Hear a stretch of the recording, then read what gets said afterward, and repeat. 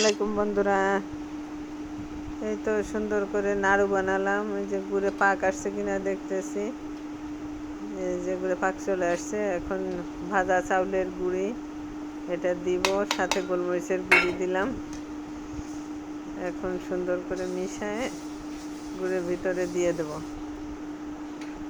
এই যে এখন আস্তে আস্তে নাড়বো।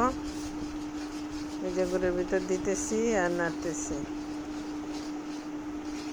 এভাবে চালের গুঁড়ি দিয়ে নাড়ু বানালে খুব মজা, তবে সাথে রসুন ছেঁচে দিলে আরও ভালো লাগে। অন্য কোনো মশলাই লাগবে না, শুধু একটু গোলমরিচের গুঁড়ি আর সাথে একটু রসুন বা ছেঁচে দিতে হয়, সুন্দর একটা ঘ্রাণ আসে। এই যে এখন নামায় নিয়ে পুঁতা দিয়ে, আমাদের তো ঢেকি নেই, পুঁতা দিয়ে শেষ। এই আস্তে আস্তে ছেঁচতে হবে আর বানাইতে হবে, চেষ্টা করে যেইভাবেই নাড়ু বানায়। এই যে দেখো নাড়ু বানায় রাখছি। আল্লাহ হাফেজ, সবাই ভালো থাকবা আর আমার জন্য দোয়া করবা। এই যে দেখো সুন্দর করে। আল্লাহ হাফেজ, আসসালামু আলাইকুম।